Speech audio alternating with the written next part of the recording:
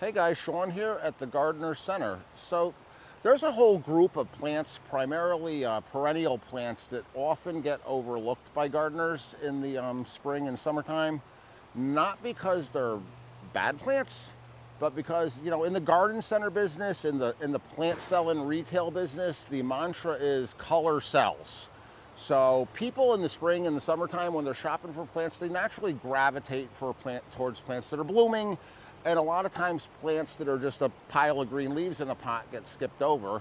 So I've assembled today a group of very late blooming native plants to talk about, and these guys often get overlooked, like I said, because people look for color early in the season, and these guys don't start doing their thing until September and October. But I got a couple of really good ones here that caught my eye in the nursery this week, and these are really, they're, like I said, these are native perennial plants, and they are really important for late season color, obviously, but also if you are gardening for pollinators like bees and butterflies, these guys are invaluable for late season nectar and pollen for bees and butterflies and migrating hummingbirds, that sort of thing. So I got a couple of different ones here that I'd like to talk about. Over here, these are, I have two different Eupatoriums. The one in the back you may recognize. This one's called Joe-Pye weed. And the one in the front, interestingly enough, this is a Eupatorium as well. This one's called, its common name is hardy Ageratum.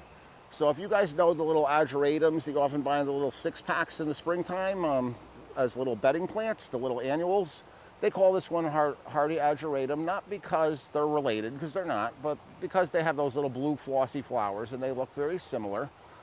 So two Eupatoriums here. And these Eupatoriums, I'm calling them Eupatoriums, but the botanists over the past few years have been feverishly renaming a lot of plants. And these are plants that I learned the names of 30 years ago and I've been talking about for 30 years.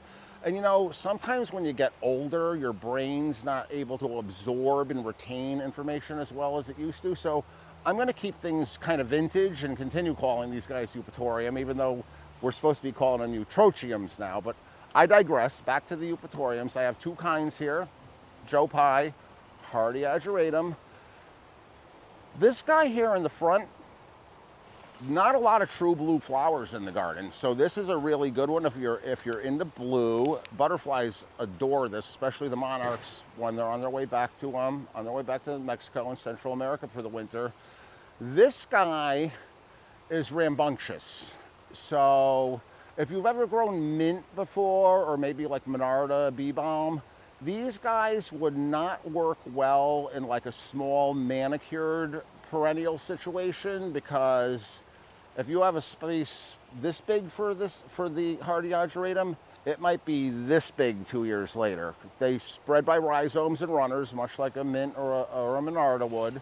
So this one's really good if you have a spot where you need something to do that, like if you have an area that you don't maintain, that's weedy, and you want to put something in there, but something that's going to fill that space quickly. This particular Eupatorium is a great choice, and like I said, nectar and pollen source for the late season pollinators.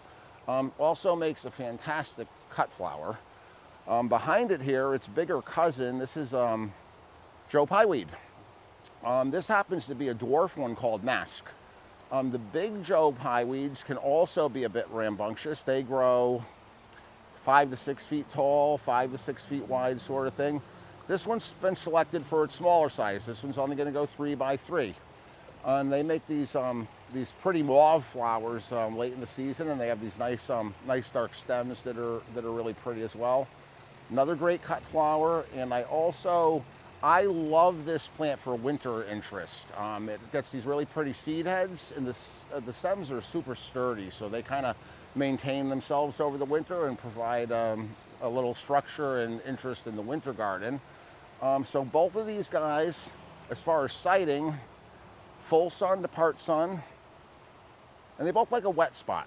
They like a wet area, so they would, it doesn't have to be a swamp or a bog, but they would normally grow pondside or riverside or in low spots in the woods or in meadows, that sort of thing. So they definitely not super drought tolerant, either one of these guys, but with normal irrigation in the garden, they'd be fine. Got a couple other good ones over here. On the subject of rambunctious, I have some New England asters here. So this is Aster nova anglii, which is the New England aster. So not only is this an American native, it's native to Connecticut and New England. Same situation with the Eupatoriums over here with the names. The botanists recently decided that we were going to stop calling these asters and start calling them Symphyotrichum. So again, I'm sticking with aster because it comes naturally to me. So I'm sticking with asters, and I suggest you all do too. So New England aster, this is the straight species New England aster. It is not a hybrid or a cultivar. So if you are gardening with natives and you want to be a purist about it, this is the one. This is also a New England aster, but this one's called Purple Dome. So Purple Dome's been bred to be shorter and more compact. These guys, though, in the right spot are really quite spectacular. They grow 5 to 6 feet tall, 5 to 6 feet wide. They present themselves more of as a shrub than a perennial, and they flower very late in the season. These are going to flower from the beginning of September all the way till we get a hard frost in late October or November. And again, bees and butterflies need these. It's a host plant for a couple of different caterpillar larvae, and of course it's invaluable as a nectar source for them, or a pollen source for them. And then I got another little guy up in the front. One of my all-time favorite perennials that no one ever buys, and one of the reasons we don't sell them so much is because they don't flower until the very end of the year. This one is called Vernonia lettermanii. And these guys are not native to Connecticut. These guys grow in parts of Arkansas and Oklahoma naturally.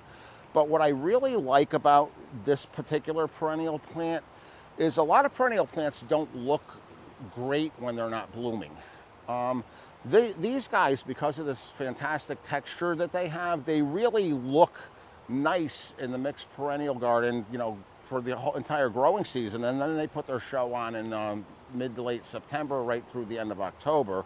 So that's this particular one's called Vernonia iron butterfly. So it's cultivar, and it's been bred to be shorter and more compact. So that's a great one, Vernonia. So the Eupatoriums over here like those wet spots. The same is generally true for the asters. You know, the asters want a rich soil that's pretty consistently moist. They're not super drought tolerant over time. Once they get established, they'll tolerate dry periods, but they really look their best in a moist setting. The Vernonia here will tolerate more drought conditions. So if you have a sunny, dry spot, the Vernonia would be your better choice for there. But I just wanted to take some time and highlight some of these often overlooked late season perennials and pollinator friendly plants. And guys, there's always room for one more plant. So even if you've already checked out from gardening this year, now that the kids have gone back to school and the summer's over, there's always room for one more. As always, thanks for watching, and I'll see you next time.